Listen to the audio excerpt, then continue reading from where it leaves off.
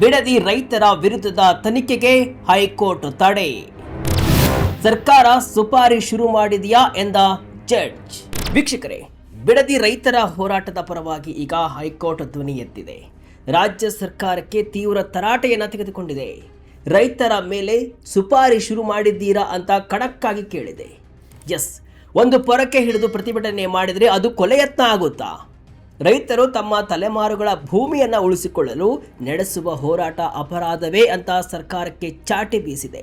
Bidadi township ಯೋಜನೆಗಾಗಿ ಭೂಮಿ ಸಮೀಕ್ಷೆ ಮಾಡಲು ಬಂದಂತಹ ಅಧಿಕಾರಿಗಳನ್ನು ತಡೆದ ರೈತರ ಮೇಲೆ ಸರ್ಕಾರ ಕೊಲೆಯತ್ನ ಮತ್ತು ಮಹಿಳೆಯ ಘನತೆಗೆ ಧಕ್ಕೆ ಎಂಬ ಕೇಸ್ಗಳನ್ನು ದಾಖಲಿಸಲಾಗಿತ್ತು.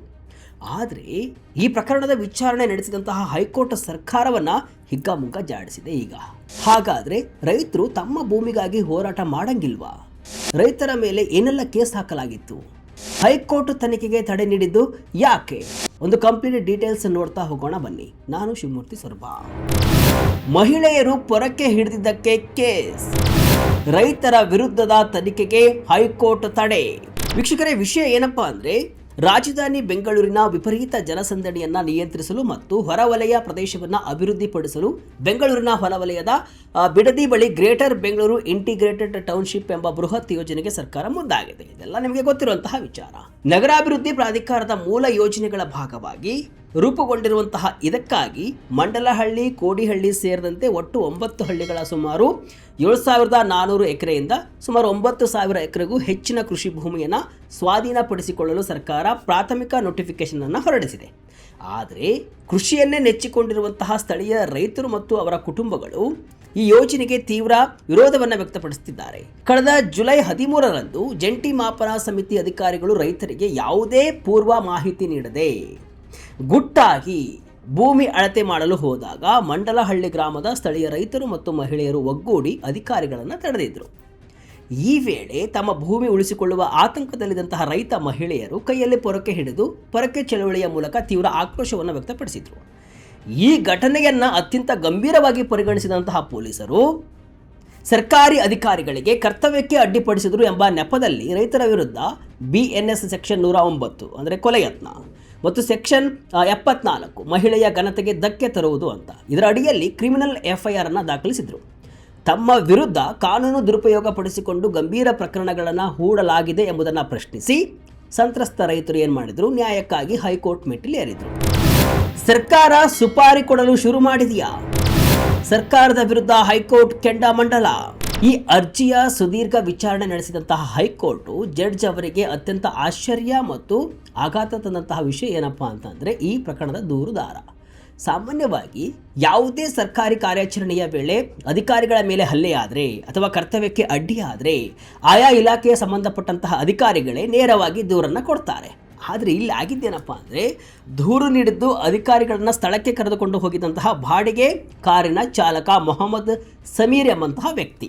ದೂರಿನ ಈ ವಿಚಿತ್ರ ಸ್ವರೂಪವನ್ನು ಸೂಕ್ಷ್ಮವಾಗಿ ಗಮನಿಸಿದಂತಹ ನ್ಯಾಯಮೂರ್ತಿ M ನಾಗಪ್ರಸನ್ನ ಅವರ ಪೀಠವು ಸರ್ಕಾರಿ ವಕೀಲರನ್ನ ಹಿಗ್ಗಾಮುಗ್ಗಾ ತರಾಟೆಗೆ ತೆಗೆದುಕೊಳ್ತು. ಸ್ಥಳದಲ್ಲಿದ್ದ ಅಥವಾ ಗಾಯಗೊಂಡಿದ್ದಾರೆ ಎನ್ನಲಾದ ಯಾವೊಬ್ಬ ಅಧಿಕಾರಿಯೂ ಕೂಡ ದೂರನ್ನು ಕೊಟ್ಟಿಲ್ಲ. ಬದಲಾಗಿ ಒಬ್ಬ ಬಾಡಿಗೆ ಕಾರ್ ಡ್ರೈವರ್ ದೂರು ನೀಡಿದ್ದಾನೆ ಅಂದರೆ ಇದರ ಅರ್ಥವೇನು? ಇದೇನು ಸರ್ಕಾರ ಸುಪಾರಿ ಕೊಡಲು ಶುರು ಮಾಡಿದೆಯಾ? ಇದೊಂದು ರೀತಿ ಅಧಿಕೃತವಾಗಿ ನೀಡಿದ ಸುಪಾರಿ ಇದ್ದಂತೆ ಅಂತ ಕಟುವಾದ ಶಬ್ದಗಳಲ್ಲಿ ನ್ಯಾಯಪೀಠ ತೀವ್ರವಾಗಿ ಪ್ರಶ್ನಿಸಿತು.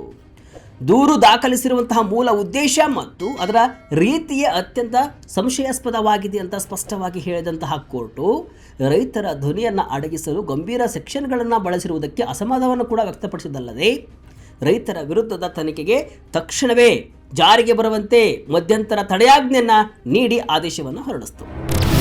ಸರ್ಕಾರದ ಮಾತೆ ಸುಳ್ಳಾಯ್ತಾ? ಒಪ್ಪಿಗೆ ಇಲ್ಲದೆ ಭೂಮಿ ಪಡೆಯಲ್ಲ ಅಂದಿದ್ದ DKಶಿ. ಹೈಕೋರ್ಟ್ನಲ್ಲಿ ನಡೆದಂತಹ ವಿಚಾರಣೆ ವೇಳೆ ರೈತರ ಪರ ಸುದೀರ್ಘ ವಾದ ಮಂಡಿಸಿದ ಹಿರಿಯ ವಕೀಲ DR ರವಿಶಂಕರ್ ಅವರು ಪ್ರಕರಣದ ಮತ್ತೊಂದು ಪ್ರಮುಖ ಅಂಶವನ್ನು ಕೋರ್ಟ್ ಗಮನಕ್ಕೆ ತರ್ತಾರೆ. ಈ ಬಿಡದಿ ಇಂಟಿಗ್ರೇಟೆಡ್ ಟೌನ್ಶಿಪ್ ಯೋಜನೆಯು ಮುಖ್ಯಮಂತ್ರಿ DK ಶಿವಕುಮಾರ್ ಅವರ ಮಹತ್ವಾಕಾಂಕ್ಷಿ ಯೋಜನೆಯಾಗಿದೆ. ಈ ಯೋಜನೆಗೆ ಭೂಸ್ವಾಧೀನ ಪ್ರಕ್ರಿಯೆ ಆರಂಭವಾದಾಗ ರೈತರಿಂದ ವ್ಯಾಪಕ ಪ್ರತಿಭಟನೆ ವ್ಯಕ್ತವಾಗಿತ್ತು, ವಿರೋಧ ವ್ಯಕ್ತವಾಗಿತ್ತು. ಆಗ ಸ್ವತಃ DK ಶಿವಕುಮಾರ್ ಅವರು ಏನಪ್ಪ ಅಂತ ಹೇಳಿದರು ಅಂತಂದರೆ, ರೈತರು ತಮ್ಮ ಭೂಮಿ ಬಿಟ್ಟುಕೊಡಲು ಇಷ್ಟವಿಲ್ಲದಿದ್ದರೆ ನಾವು ಬಲವಂತವಾಗಿ ಯಾವುದೇ ಕಾರಣಕ್ಕೂ ಕೂಡ ಭೂಮಿಯನ್ನು ವಶಪಡಿಸಿಕೊಳ್ಳಲ್ಲ.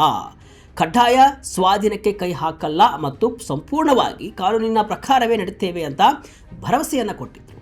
ಹೀಗಿದ್ದರೂ ಸಹ ರೈತರ ಸ್ಪಷ್ಟ ವಿರೋಧದ ನಡುವೆಯೂ ಜಂಟಿ ಮಾಪನ ಸಮಿತಿಯ ಅಧಿಕಾರಿಗಳು ಸಾರ್ವಜನಿಕವಾಗಿ ತಿಳಿಸದೆ ರಹಸ್ಯವಾಗಿ ಗೌಪ್ಯವಾಗಿ ಮುಖ್ಯ ರಸ್ತೆಯನ್ನು ಬಿಟ್ಟು ಕಳ್ಳ ರಸ್ತೆಗಳಲ್ಲಿ ಹಾಗೂ ಕದ್ದು ಮುಚ್ಚಿ ದಾರಿಗಳ ಮೂಲಕ ರೈತರ ಜಮೀನಿಗೆ ನುಗ್ಗಿದ್ದು ಯಾಕೆ? ಸರ್ಕಾರದ ಅಧಿಕೃತ ಮಾತಿನ ಮೇಲೆ ನಂಬಿಕೆ ಇಟ್ಟು ತಮ್ಮ ಜಮೀನುಗಳಲ್ಲಿ ಶಾಂತಿಯುತವಾಗಿ ಬದುಕ್ತಾ ಇದ್ದಂತಹ ರೈತರ ಖಾಸಗಿ ಜಮೀನಿಗೆ ಅತಿಕ್ರಮವಾಗಿ ಪ್ರವೇಶ ಮಾಡಿದ್ದು ಸ್ವತಃ ಅಧಿಕಾರಿಗಳ ತಪ್ಪಲ್ಲವೇ? ಈ ರೀತಿಯಾಗಿ ರೈತರ ಪರ ವಕೀಲರು ನ್ಯಾಯಾಲಯದ ಮುಂದೆ ಪ್ರಬಲವಾದ ವಾದವನ್ನು ಮಂಡಿಸ್ತಾರೆ. ಪೊರಕೆ ಹಿಡಿಯುವುದು ಕೊಲೆ ಯತ್ನವೇ? ರೈತರ ಪೊರಕೆ ಚಳವಳಿಯ ಹಿಂದಿನ ನೋವು. ಇನ್ನು ಬಿಡದಿ ಭಾಗದ ಗ್ರಾಮಸ್ಥರು ಮತ್ತು ಮಹಿಳೆಯರು ಪೊರಕೆ ಹಿಡಿದು ಅಧಿಕಾರಿಗಳನ್ನು ಬೆನ್ನಟ್ಟಿರುವಂತಹ ವಿಡಿಯೋಗಳು ಸೋಷಿಯಲ್ ಮೀಡಿಯಾದಲ್ಲಿ ವ್ಯಾಪಕವಾಗಿ ವೈರಲ್ ಆಗ್ತಾ ಇದ್ವು.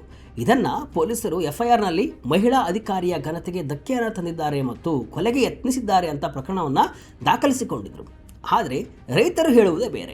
ನಮ್ಮ ತಲೆಮಾರುಗಳ ಆಸ್ತಿ, ಬದುಕಿನ ಏಕೈಕ ಆಸರೆಯಾಗಿರುವಂತಹ ಕೃಷಿ ಭೂಮಿಯನ್ನು ಕಸಿದುಕೊಳ್ಳಲು ಬಂದಾಗ ನಾವು ಪೊರಕೆಯನ್ನು ಹಿಡಿದು ಸಾಂಕೇತಿಕವಾಗಿ ಪ್ರತಿಭಟನೆ ಮಾಡಿದ್ದೇವೆ.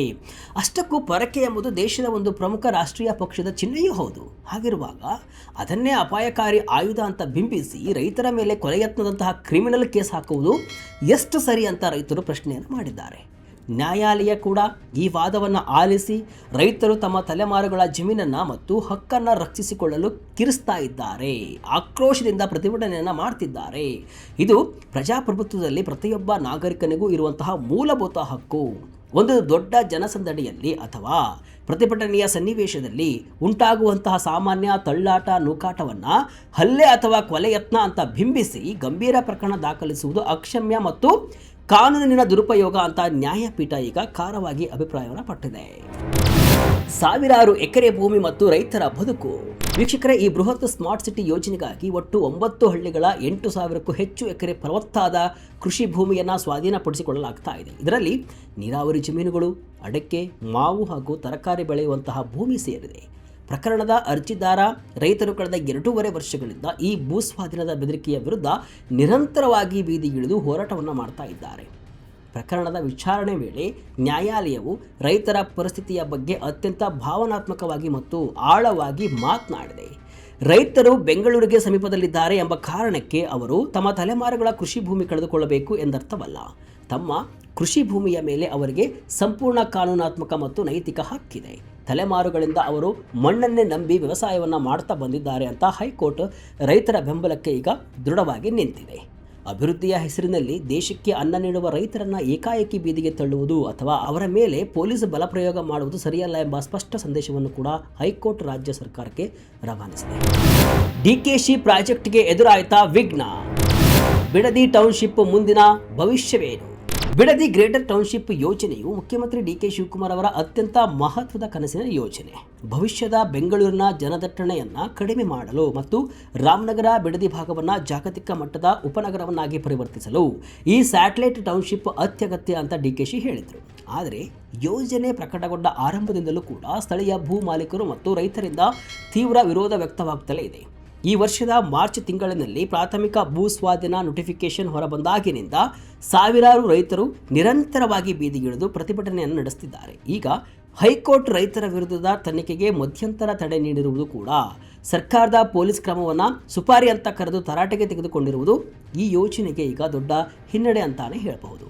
ರೈತರ ದಿನೇ ದಿನೇ ಹೆಚ್ಚುತ್ತಿರುವಂತಹ ಆಕ್ರೋಶ ಮತ್ತು ನ್ಯಾಯಾಲಯದ ಈ ಕಠಿಣ ಕಾನೂನಾತ್ಮಕ ನಿಲುವಿನ ನಂತರ ಸರ್ಕಾರ ತನ್ನ ಭೂ ಸ್ವಾಧೀನ ಪ್ಲಾನನ್ನು ಬದಲಾವಣೆ ಮಾಡುತ್ತಾ ಕಡ್ಡಾಯ ಸ್ವಾಧೀನದ ಬದಲು ರೈತರನ್ನ ಸಮಾಧಾನಪಡಿಸಿ ಮಾತುಕತೆ ಮೂಲಕ ಒಪ್ಪಿಸಿ ಯೋಜನೆಗೆ ಮುಂದುವರಿಯುತ್ತಾ ಅಥವಾ ಯೋಜನೆಯನ್ನೇ ಮರುಪರಿಶೀಲನೆ ಮಾಡುತ್ತಾ ಎಂಬುದನ್ನು ಕೂಡ ಕಾದು ನೋಡಬೇಕಾಗಿದೆ. ಒಟ್ಟಿನಲ್ಲಿ ಬಿಡದಿ ರೈತರ ಹೋರಾಟಕ್ಕೆ ಹೈಕೋರ್ಟ್ ಈಗ ಆನೆಯ ಬಲ ನೀಡಿದೆ.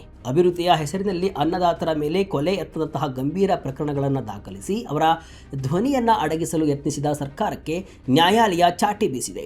ಸರ್ಕಾರದ ಸುಪಾರಿ ಶುರು ಮಾಡಿದೆಯಾ ಎಂಬ ನ್ಯಾಯಮೂರ್ತಿಗಳ ಖಡಕ್ ಪ್ರಶ್ನೆ ಆಡಳಿತಾರೂಢರಿಗೆ ದೊಡ್ಡ ಎಚ್ಚರಿಕೆಯಾಗಿದೆ. ಮುಖ್ಯಮಂತ್ರಿ ಡಿಕೆ ಶಿವಕುಮಾರ್ ಅವರ ಕನಸಿನ ಯೋಜನೆಗೆ ಕಾನೂನಿನ ಸಂಕಷ್ಟ ಎದುರಾಗಿದ್ದು ರೈತರ ಹಿತ ಮತ್ತು ಅಭಿವೃದ್ಧಿಯ ನಡುವಿನ ಈ ಸಂಘರ್ಷ ಯಾವ ಹಂತಕ್ಕೆ ತಲುಪಲಿದೆ ಎಂಬುದು ಕೂಡ ಕುತೂಹಲವನ್ನು ಮೂಡಿಸಿದೆ. ಸದ್ಯಕ್ಕೆ ರೈತರ ಭೂಮಿಗೆ ಮತ್ತು ಅವರ ನ್ಯಾಯಯುತ ಹೋರಾಟಕ್ಕೆ ಹೈಕೋರ್ಟ್ ಶ್ರೀರಕ್ಷೆಯನ್ನು ಕೊಟ್ಟಿದ್ದು ಸರ್ಕಾರದ ಮುಂದಿನ ನಡೆ ಎಲ್ಲರ ಗಮನ ಸೆಳೆದಿದೆ. ವೀಕ್ಷಕರೇ, ಈ ಬಗ್ಗೆ ನಿಮಗೇನು ಅನಿಸುತ್ತೆ? ಕಮೆಂಟ್ ಮೂಲಕ ತಿಳಿಸಿ. ಇದಿಷ್ಟು ಇವತ್ತಿನ ವಿಶೇಷ. ಇದೇ ರೀತಿಯ ಹಲವು ವಿಶ್ಲೇಷಣೆ, ಮಾಹಿತಿ ಅಷ್ಟೇ ಅಲ್ಲ, ಮನರಂಜನೆಯ ವಿಡಿಯೋಗಳಿಗಾಗಿ ವಿಜಯ ಕರ್ನಾಟಕ ವೆಬ್ಸೈಟ್, ಫೇಸ್ಬುಕ್ ಹಾಗೂ ಯೂಟ್ಯೂಬ್ ಪೇಜನ್ನು ಫಾಲೋ ಮಾಡ್ತಾ ಇರಿ. ಧನ್ಯವಾದಗಳು.